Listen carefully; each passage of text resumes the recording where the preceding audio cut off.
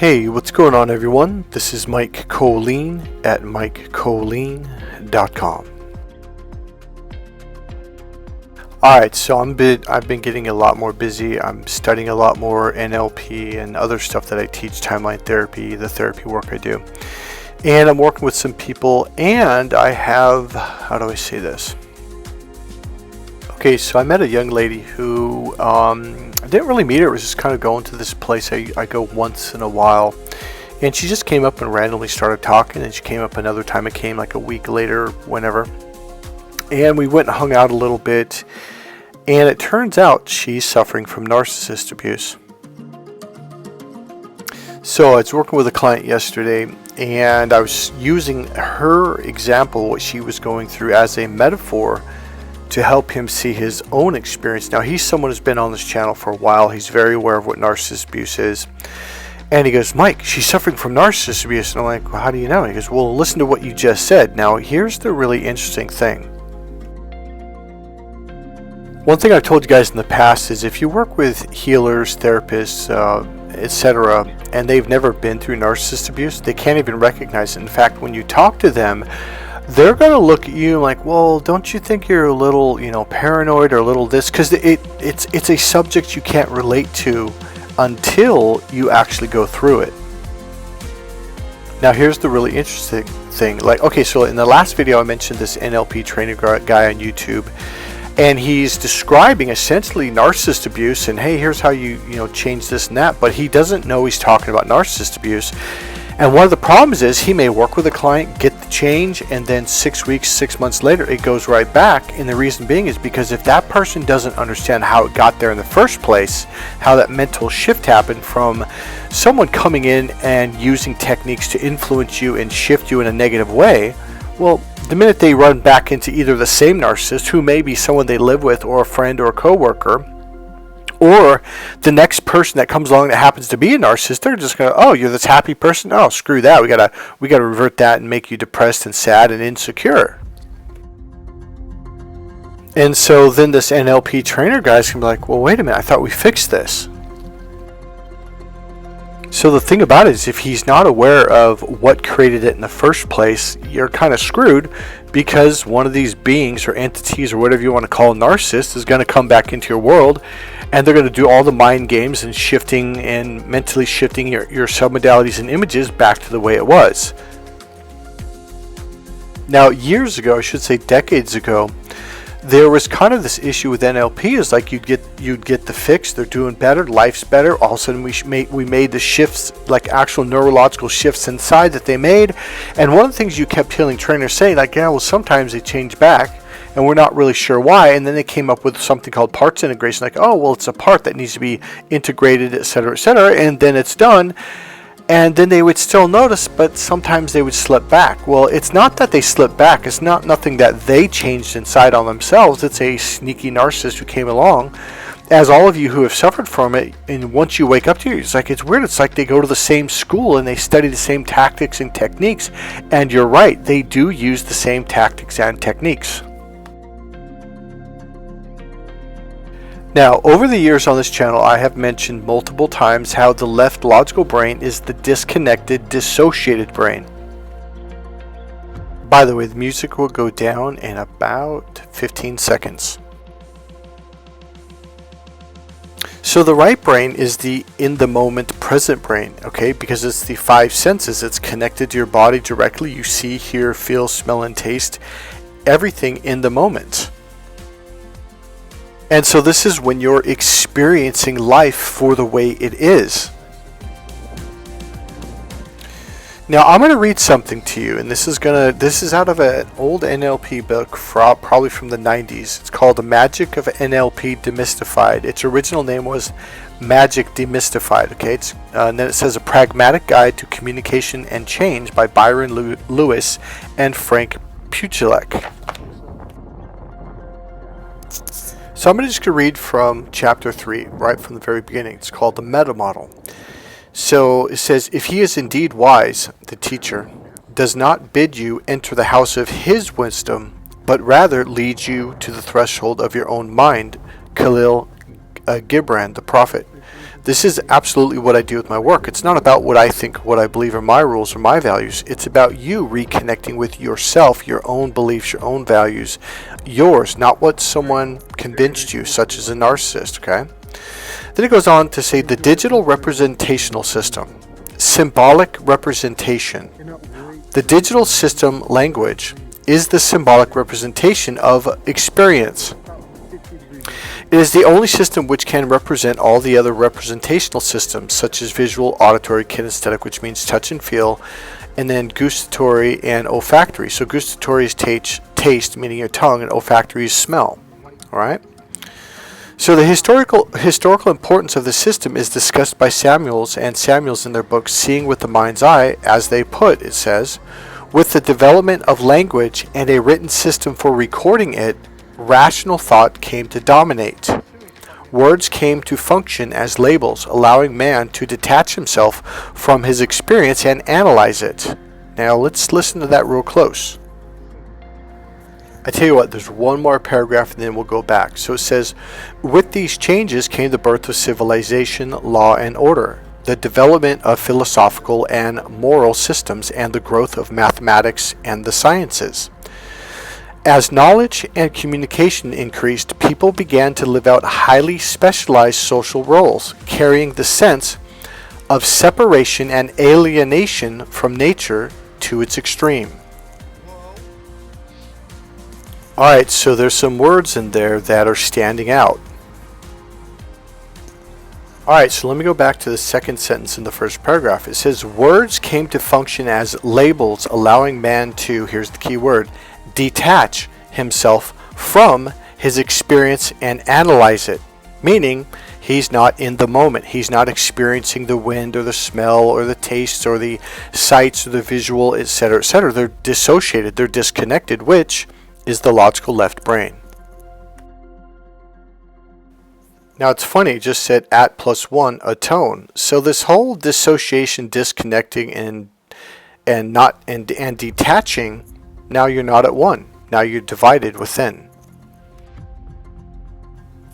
So the next paragraph goes, with these changes came the birth of civilization, law and order, the development of philosophical and moral systems, and the growth of mathematics and the sciences. Has this really created civilization, law and order? No, absolutely not. We are so as a society, as a world, we're so disconnected from our emotions and feelings that we're like, oh, well, I'm going to make up a rule and a law and we're going to pass it. And therefore, well, I can take your property because this rule says so. Wait a minute, you literally made that up. It's make-believe. Literally. During one of our NLP trainings in Hawaii, I met a family, Trish Bull, John Bull. They were about my age. They were about 26 years old, or maybe, I think we were a little bit younger than that. Actually, I think it was like 22, 23, 24, something like that. And then their mother, Peg Bull. Well, what happened is their father had passed away. They're from New Zealand, by the way, and they were fairly wealthy. They had this big property, this big land. They had this, business thing going on. And when he died, she tried to get the property and everything, put into her name, etc., because they were legally married and they've been married for decades, etc., etc. And the people downtown at the city business offices, or whatever you call it, the government, were just like ignoring, like, oh, come back next week. And this, what was happening was they were losing their money. They were losing financially. It was getting really, really bad to where they were going to lose the property. And that was pretty much the goal of these men downtown. Is like, yeah, well, once they go bankrupt, they have to sell, and then we could buy it at low and we could take over the business. And it was a really, really, really unfair thing. It wasn't like it was a divorce. The father died. And because of the way the rules are, it's like, well, they didn't really have to do anything. It wasn't like they had to do it because there was no law saying they had to help her or had to do this. And so she went down there every single day and would wait for hours and hours and hours. Like, sorry, ma'am, we're closed. And they would kick her out. So what happened was one night she came down and she brought a sleeping bag and a pillow and food and all this stuff and a change of clothes. And she says, look, I'm not leaving here until we meet and we finish the paperwork. So this was after months and months, and I think, if I remember right, it was like 6 months or longer. and she was losing her ass financially, and like they realized like, wow, this woman is not giving up. So they finally folded, and they did the paperwork, they shifted the name, they did all the stuff that they were supposed to do legally, and it got into her name. But the sad part about it was, like, we're calling ourselves civilized, and yet how is that civilized when a woman's and two children's father dies, and you're just not filling out the paperwork because, oh, we're too busy for you? They weren't too busy. This was back in like probably the late 80s. Yeah, it was about the late 80s because I met them in the early 90s. So I believe we were more civilized when we came from our heart. Now, when this paragraph talks about the development of philosophical and moral systems and growth of mathematics, etc., what do you mean moral systems? Systems that shame people, that blame people, that hurt people emotionally, that destroy people emotionally? These are the moral systems that have caused us to fall apart as human beings. These are the moral systems that control people, that destroy people emotionally. So the moral systems that I see, you got the Catholic Church whipping children's hands simply because you have a nun who's out of control. But, well, these are the rules. Who made these rules up? You, them, they? These are unfair rules. These are wrong rules. Who made up these so-called morals that shames people simply because, their clothes are slightly different, their hair's not perfect, or some minute thing, or not even that, but something that, well, you just made up? Now let's read the final sentence of the second paragraph. It says, as knowledge and communication increased. Wow, that sounds like the book of Genesis, the serpent in the garden, the tree of knowledge. As knowledge and communication increased, now listen to what happens. People began to live out highly specialized social roles, carrying the sense of separation and alienation from nature to its extreme. Okay, so here's what's going on with me in my practice. So over the last 4 or 5 years, it's been really, really obvious what's going on with people is people are separated from themselves. They're disconnected from themselves, and the way it's being done is literally through logical communication. Now, there's a series of techniques that I've been talking about a lot on this channel called the internal awareness techniques, okay? I teach these techniques. I have my clients do them with me over the phone, in person, over Zoom, or whatever, however we connect. And I teach them to ground themselves. At first they're like, well, okay, why am I doing this? Like, they don't understand until they get there, and they're like, wow, I feel like, okay, one client is from Australia. We did a timeline shift, and he completely shifted, and I mean it was radical. He starts laughing, and he's seeing the funny side of life, and he's just feeling good, and not only that, but his head, his vision opened wide open. He's like, man, I feel so spacious and relaxed and open. It's so cool being like this. And what happened was he's feeling really good, whereas before he was stressed, he was worried. And now let me explain why. So here's what happens. Communication shoves you into your left brain unless you're really good at doing right brain communication, which is what I teach in my course for men and for women if they're stuck in the logical brain. And that is what it is. All these clients are, God, I feel stuck. I can't go anywhere in life. And here's why. You, on some level, whether it was done by the school system, by a parent, by a narcissist in your life or whatever, it shoved you down into the tip of what I call the V, the extreme far left of your brain. Okay. So the other two people I was talking about was another client that said, wow, that girl that you're talking about, she's suffering from narcissist abuse. The one I was mentioning early on.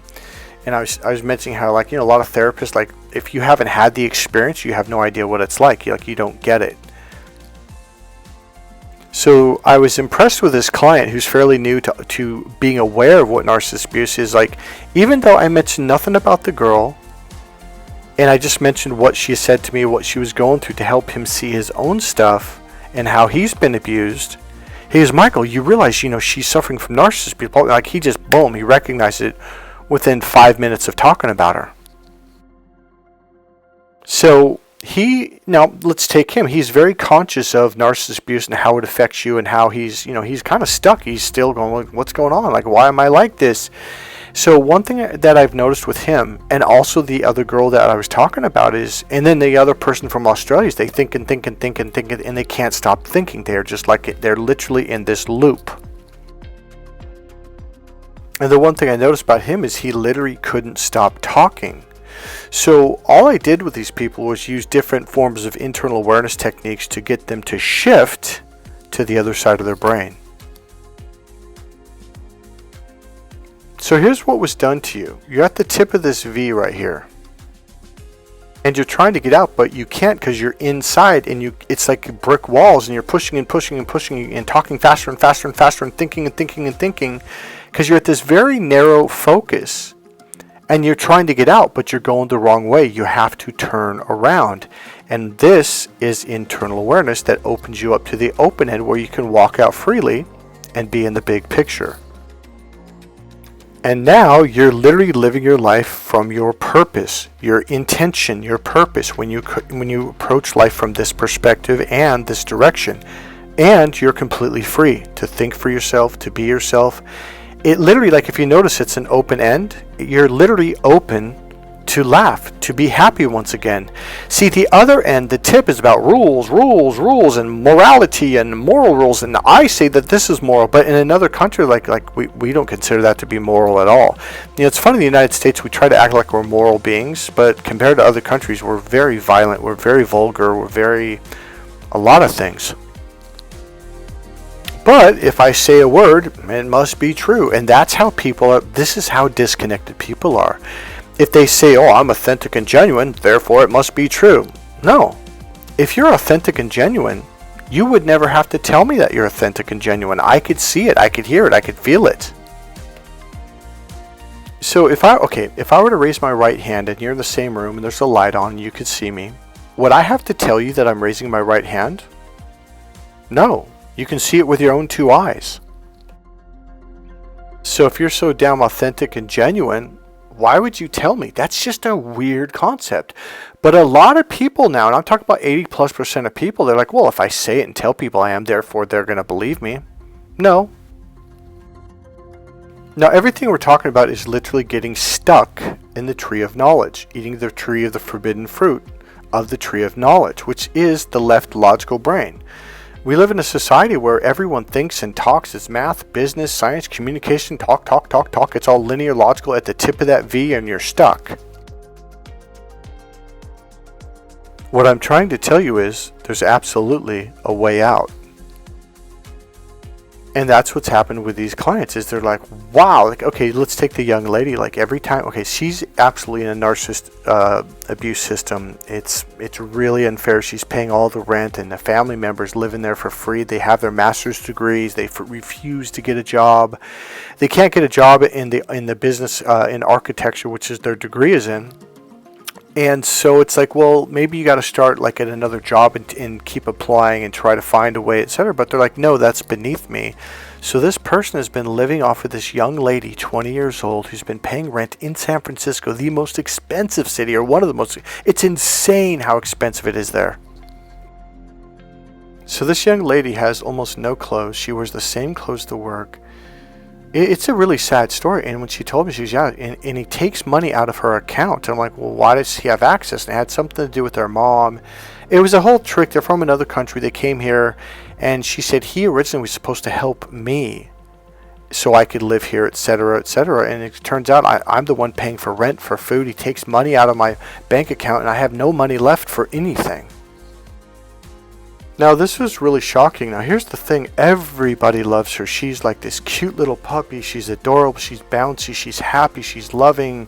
Literally like an adorable, happy little puppy.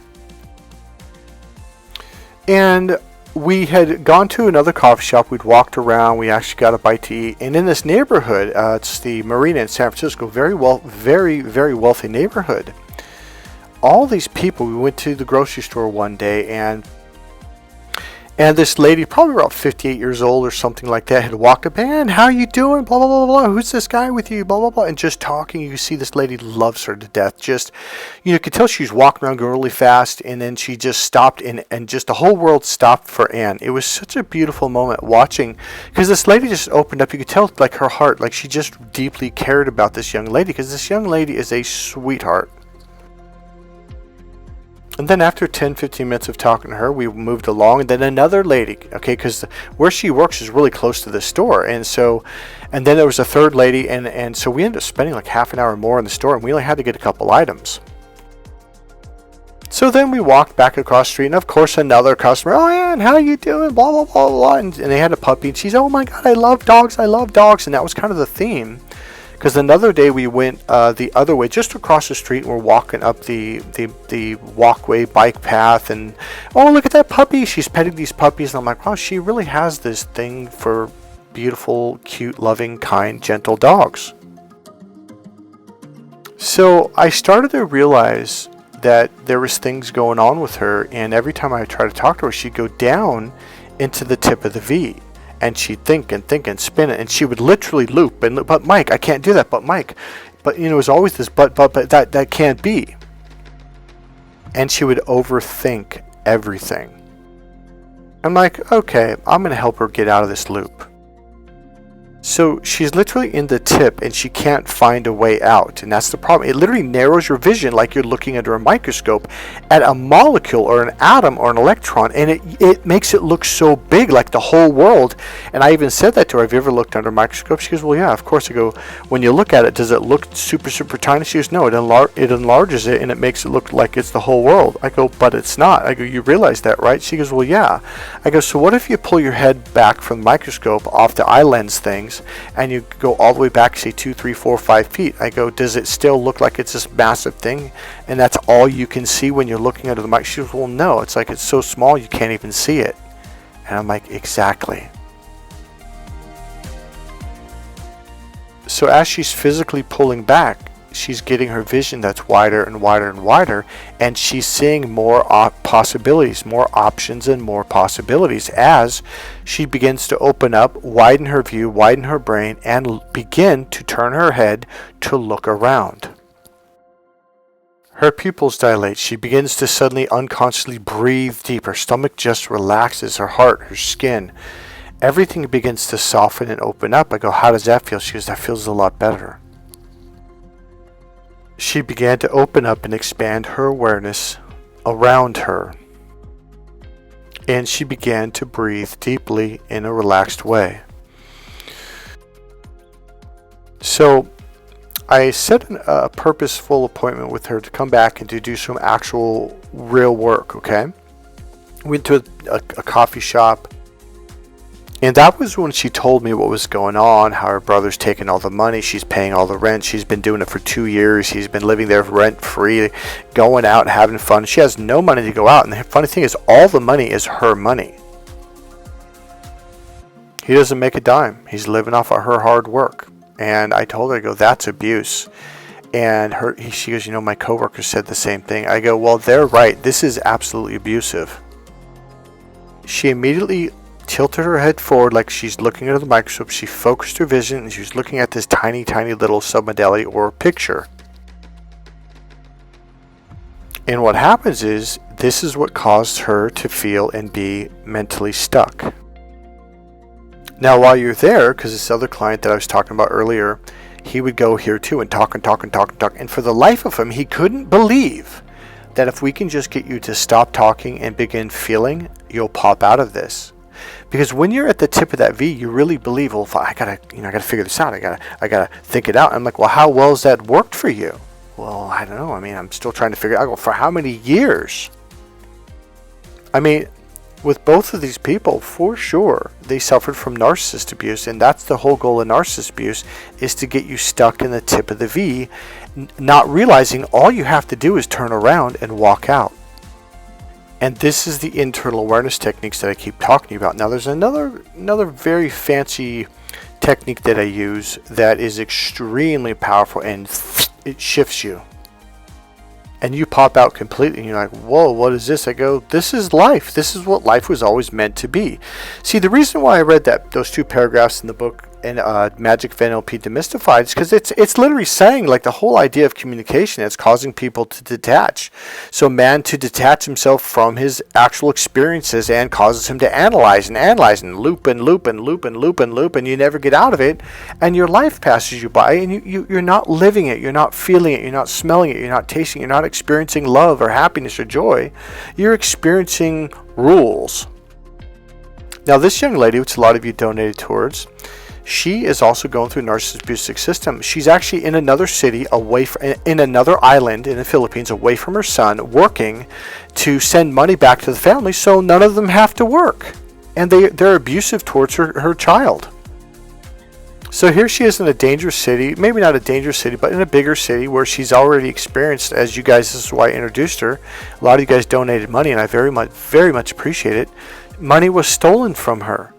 And she was stuck, and her boss like, hey, it doesn't matter, you got to pay me back. So her boss is cold-hearted, doesn't give a shit, and she had to pay about an amount of money that there's no way that she could have made on her salary. She's getting paid almost nothing. She's getting paid peanuts.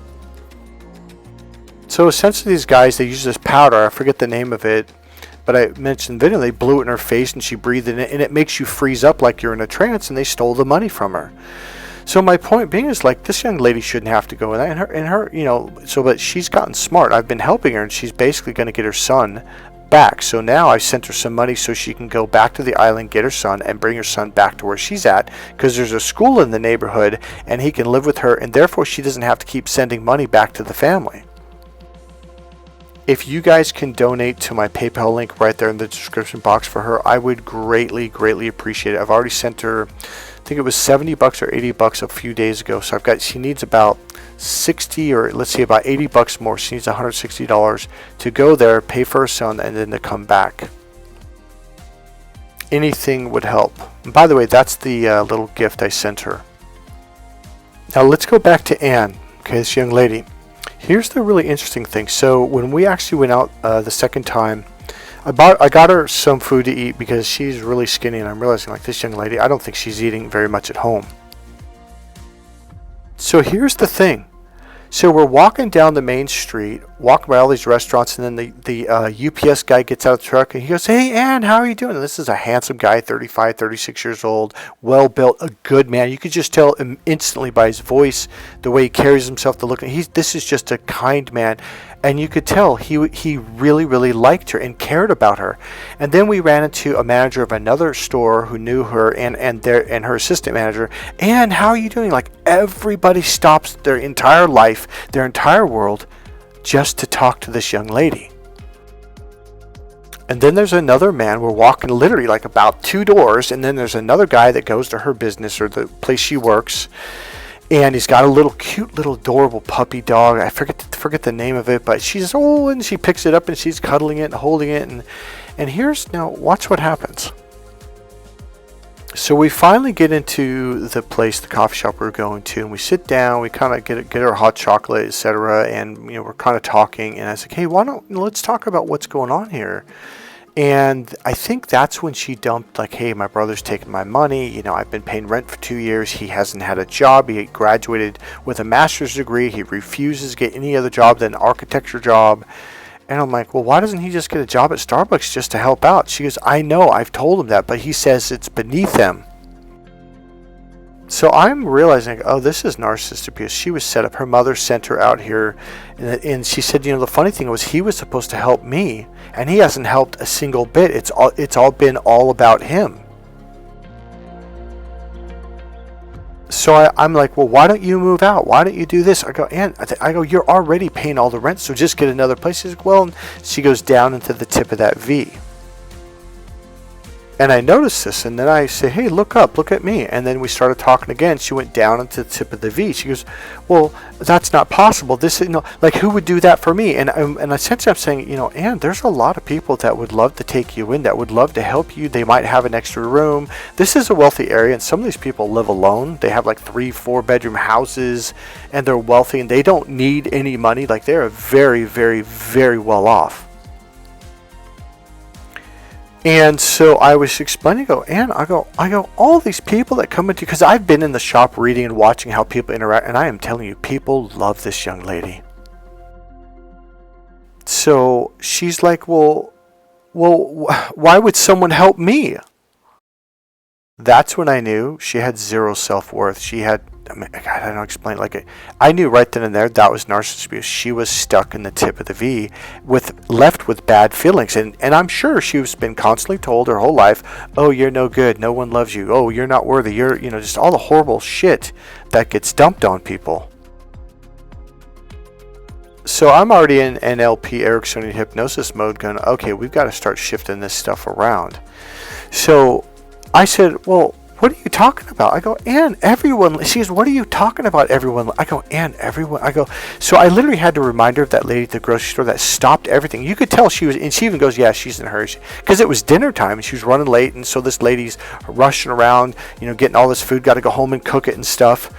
And so we actually kind of giggled about it, and the minute she saw Anne, the whole world stopped. And I mean, the whole world stopped for Anne. And this lady comes, oh, Anne, how are you doing? Gives her a hug. And I'm pointing this out to her. She's like, huh, okay. I go, then what happened? We went around the dairy. She goes, well, Mrs. So-and-so talked to me. I'm like, yeah. I go, she literally stopped rushing around, and everything was about you. And then I brought up the other lady at the grocery store. Then I brought up the UPS man. You know how busy those guys are? Like, they're racing everywhere all day. He stopped everything for her. And you could tell he would have talked to her for an hour. And then the guy with the puppy, et cetera, et cetera. And she's like, well, yeah, but why would they help me? And I'm like, what are you talking about? I go, because they love you. She's like, what?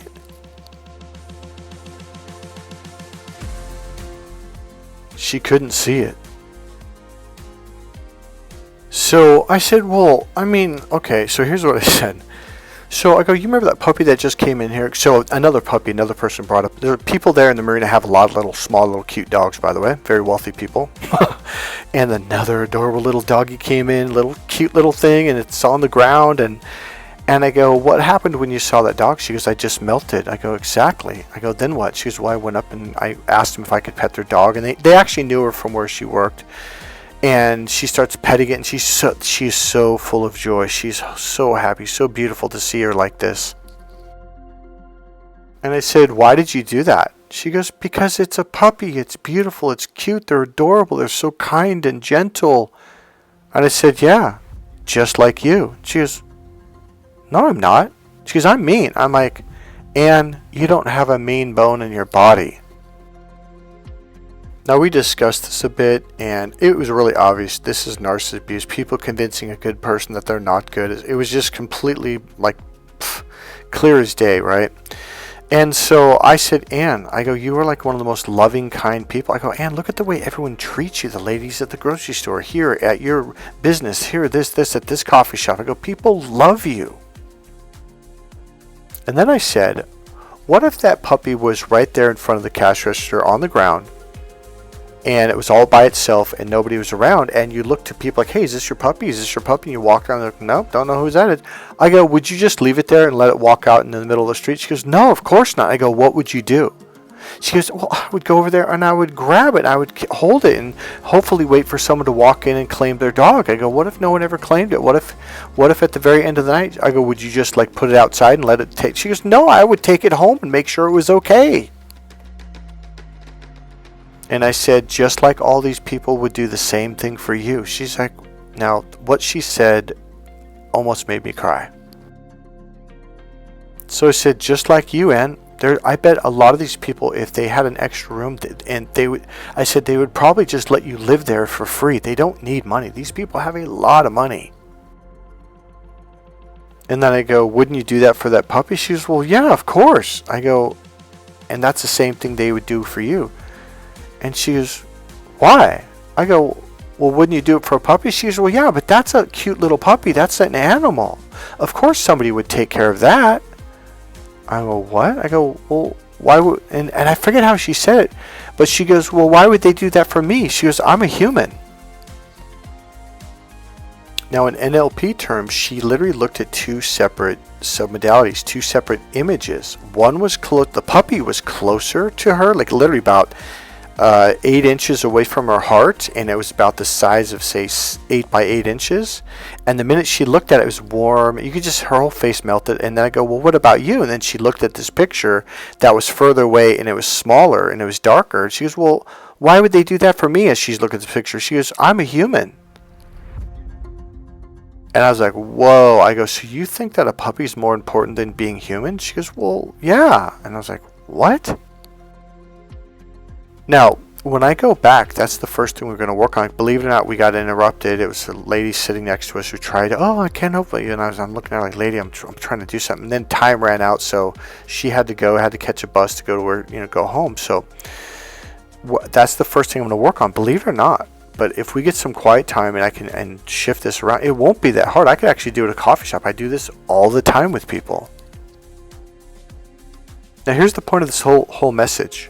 Because of her submodality, because somebody convinced her that, oh, humans are less and you're human and you're not worthy and you're not deserving of help from another human being, but a puppy is.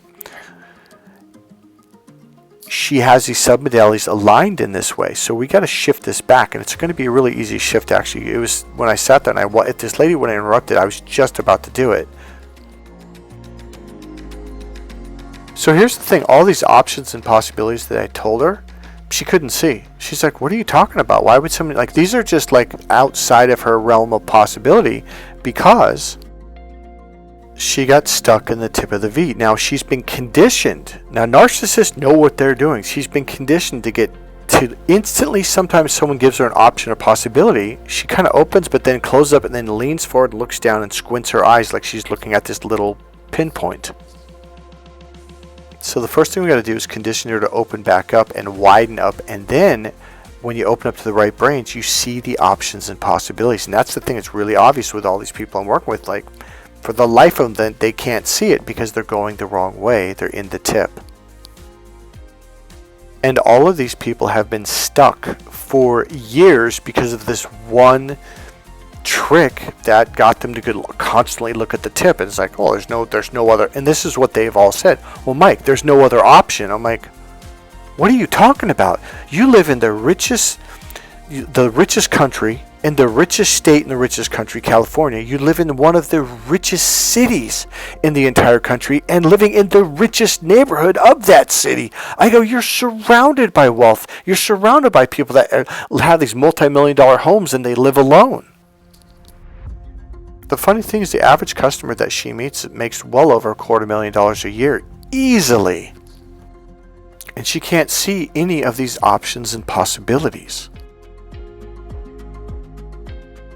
Now, the other part is this. She didn't realize. Now here's the funny, talking about symbolic or unconscious mind.